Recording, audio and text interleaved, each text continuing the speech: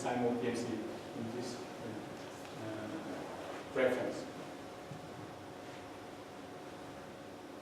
When we apply some kind of relay selection, when we apply eigenvalue selection, harmonic mean selection, and also chain norm selection for using zero forcing or using MMSE, you can see that particularly with our selection, the bit rate performance is not very good. But we use a relay selection. Then when we have large number of nodes, intermediate nodes, then we can achieve better bit rate performance. For example, when we have one node, then bit rate performance is here in the yellow line. But if we have two and we select one, the bit rate performance will be improved. And then 3 select one and up to 6 select one. Then as the number of intermediate node increase, we can have better bit rate performance. Now I would like to move to another MIMO PNC system, which is called MIMO SDBC PNC system. And this MIMO SDBC system, the 2 node and also the relay node use 2 antennas. For this way, the relay node requires only 2 antennas, not 4 antennas as in the MIMO SDN PNC. But the own nodes use the Alamut SDBC to transmit. For example, N1 transmit S1 and S2 using this encoding matrix. N2 similar, and relay also similar.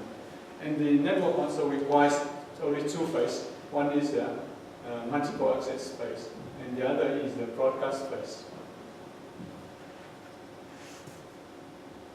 This is the multiple access phase. N1 transmit S1, S11, S21, and N2 transmit S21, S22, which is encoded in this encoding matrix.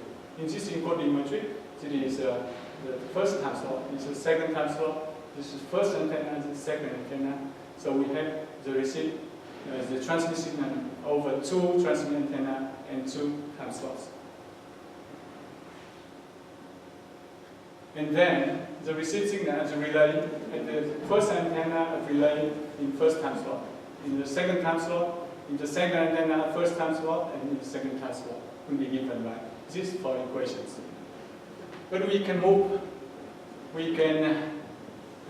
convert this receive signal into this system equation. If we just define S given by this, Z is a noise vector given by this, and S given by this, where the asterisk here is used to denote the complex conjugate. Then we can convert this for equation into the system equation given by R equal to 1 over square root 2 H multiplied by S plus Z. And we can see that this system equation is similar to the system equation for the MIMO SDN PNC. And then we can use the method applied for MIMO SDN PNC to this MIMO SDBC PNC to estimate the network coded symbol at the relay. That means we can easily obtain the SR1 and SR2 for the network coded symbol at the relay. And during the second phase, the relay will transmit S2 network coded symbol estimated in the previous line, that is SR1, SR2, 2 and 1 and 2 and 2 and 2. And the receive signal and the 1 will be given by this, and 2 given by this. But we can extract the receive signal vector in this form. And now, because the linear rigidity of the system, then from U1 we can easily estimate SR by just using simple fading compensation. That we use the complex conjugate and transpose vector H1 multiplied with the receive signal, then we can estimate the network coded vector SR1. And similar, at network node 2, we can estimate SR2. And by using XOR, we can obtain at N1 the transmitted signal vector from N2, that is S2. And at N2, we can easily obtain S1 from transmitted from N1. So what about the system performance? By using computer simulation, we can obtain here the bit rate performance. For two guys, for this guy using likelihood ratio, for this guy using selective combining. And this for this one is our bit rate performance. This is our bit rate performance, and this bit rate performance obtained from this paper. So we can see that our system can provide the double diversity gain compared to the system in form, that is only SIMO PNC. And we compare with the bit rate performance with the MISO along the SDBC. We can see that the system using the likelihood ratio can provide a little bit better bit rate performance, while the system using the selective combining lose some SNR gain. And also we apply relay selection for the MIMO SDBC PNC. We can achieve better bit rate performance for different ways, using zero-fault signal MMSC, and by using eigenvalue selection, harmonic mean selection, or chain norm selection. So that is all about the PNC, MIMO PNC using SDN, and also MIMO PNC using SDBC. And because we have done some work, and we saw that there's been some open research problem that needs to be done. For example, in our case, we use only simple linear detection by using zero-fault signal and MMSC. But if we can apply better linear detection, better detection method than the linear detection. For example, if we use sphere detector or we use lattice reduction, better linear detection, we can obtain better bit rate performance. And for the current physical layer network coding, only simple binary phase shift modulation is used. If somehow we can apply higher modulations, then we can obtain better throughput. And most of the work so far on physical layer network coding for MIMO has been done only for the simulation analysis. If someone can use theoretical analysis for bit rate performance or throughput, then it will be, I think, a great work. And this is some reference. But if you interested, you can find this one is the very first paper on linear network coding, and this is about physical layer network coding with the multiple antenna for the SIMO system. And this is our two work presented in the International Conference on Advanced Technology Communication and also at the VTC. And that's all for the presentation. Thank you very much for your attention. Thank you. Thank you. Thank you, Professor Namchan. And now, so I'm hoping that you got a number of questions to ask you now in this topic. Some of you may be not very familiar with the area, but you can ask in general question or anything like that. Maybe Abdullahi, working on network coding now. Okay, while waiting for the formulation, the question, can I ask you one? Okay, physical layer network coding is something that you apply the concept of network coding to the physical layer.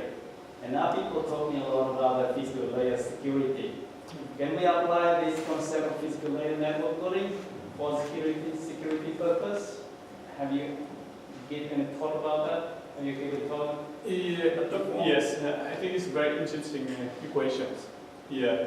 First, I should say that I must say that if we use a physical layer network coding, then the system security will be increased because it transmits the symbol. Will not the symbol from N2 or from N1 from N3, but it's a combined version of the symbol from N1 and N3. So it's a little bit more difficult to detect than the conventional wireless network. But I haven't seen anybody done the analysis for security so far. Yeah, okay, so that means the third party. So here the N1 and N3, if they want to decode the combined signal from N2, Yes. somehow they already got the knowledge of their own signal. That's Yes. right? Yes. That means they can easily detect. But for the other third party, who are not allowed to decode or to know the signal, they may not have enough information to be able to decode that combined signal. So for security purpose, network coding can play a role somehow here. I think that's one of the research direction as well.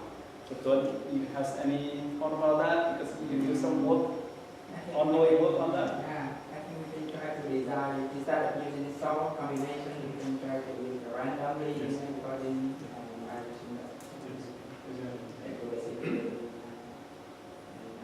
This is a very simple case of using XOR operation. If we use a random network coding, the security will be, I think, very, very high.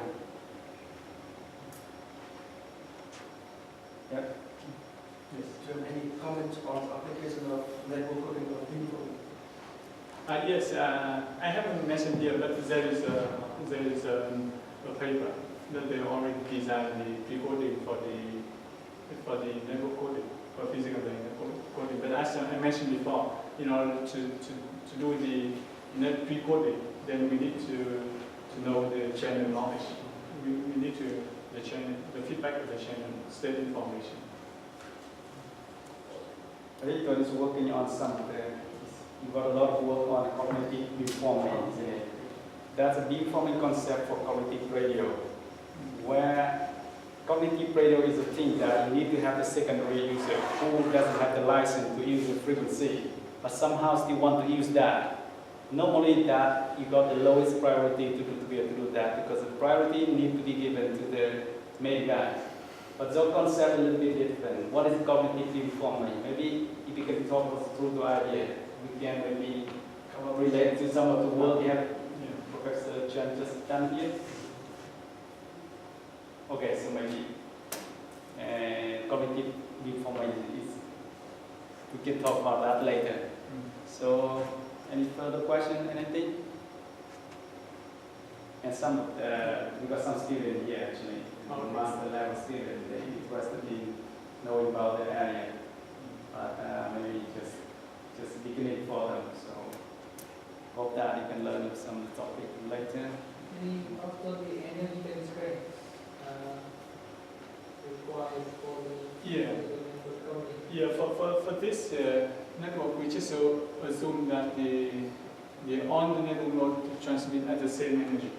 And that means that even we have 2 antennas or 4 antennas to transmit energy is a constraint to 1, for example, in this is to just transmit the single energy.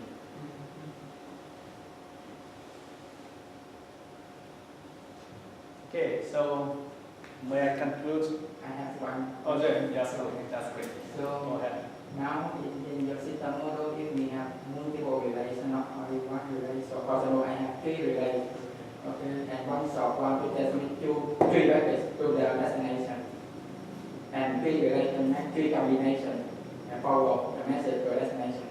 So the destination, if it can receive 3 combinations, it can recover 3 messages. Am I right? Okay.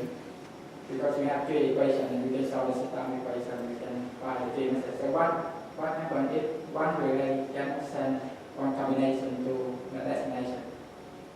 Okay. So for example, destination only receive 2 combinations. But in our system, we assume that only one transmit or one relay. But if we use a multiple relay, Yes. then I think there will be more interference here. Then the signal estimation here will be more complicated. Okay, thanks. Yeah. Thank you very much. Again.